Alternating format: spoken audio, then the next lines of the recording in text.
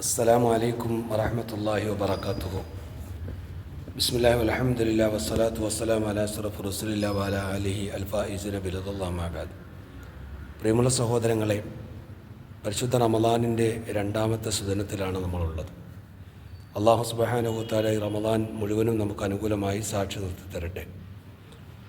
ഈ റമളാനിൽ നമുക്ക് ലഭിച്ചിരിക്കുന്ന സുവർണ അവസരങ്ങൾ നഷ്ടപ്പെടുത്താതിരിക്കാൻ പ്രത്യേകം നമ്മൾ ഓരോരുത്തരും ശ്രദ്ധിക്കേണ്ടതാണ്.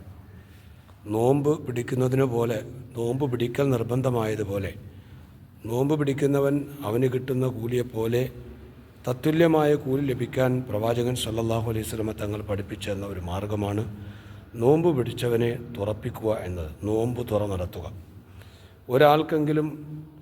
ഒരാളെയെങ്കിലും നോമ്പ് തുറപ്പിച്ചാൽ അദ്ദേഹം പിടിച്ച നോമ്പിൻ്റെ അതേ കൂലി അദ്ദേഹത്തിന് ഒരു തുള്ളി പോലും നഷ്ടപ്പെടാത്ത വിധം, കുറഞ്ഞു പോകാത്ത വിധം ഈ നോമ്പ് തുറപ്പിച്ച ആൾക്ക് ലഭിക്കുമെന്നാണ് നബി സല്ലല്ലാഹു അലൈഹി വസല്ലം തങ്ങൾ പഠിപ്പിക്കുന്നത്. അപ്പോൾ സഹാബികൾ പാവങ്ങളായിരുന്നു. അവർ നബിയോട് ചോദിക്കുന്നു, നബിയെ, ഞങ്ങൾക്ക് അങ്ങനെ നോമ്പ് തുറപ്പിക്കാനുള്ള വകകളൊന്നും കയ്യിലില്ലല്ലോ. അപ്പോൾ നബി സല്ലല്ലാഹു അലൈഹി വസല്ലം തങ്ങൾ അതിന് പരിഹാരമായി പറഞ്ഞതെന്നറിയോ? അതൊരു കാരക്ക് കൊടുത്തിട്ടോ ഒരിറക്ക് വെള്ളം കൊടുത്തിട്ടാണെങ്കിലും നോമ്പ് തുറപ്പിച്ചാൽ ഈ കൂലി ലഭിക്കുമെന്നാണ്. അപ്പോൾ ഒരാൾക്ക് നോമ്പ് പിടിച്ചതിൻ്റെ സ്വന്തം കൂലിയോടൊപ്പം മറ്റൊരാൾ നോമ്പ് പിടിച്ചതിൻ്റെ കൂലി പൂർണ്ണമായും ലഭ്യമാകാൻ കഴിയുന്ന ഒരു നല്ല അമലാണ് നോമ്പ് തുറപ്പിക്കാൻ കഴിയുമെങ്കിൽ നോമ്പ് തുറപ്പിക്കുക. ഇനി ഒരാൾ നോമ്പ് തുറപ്പിക്കുന്നതിനോടൊപ്പം അയാൾക്ക് വയറ് നിറക്കാൻ ഭക്ഷണം കൂടി കൊടുത്താലോ?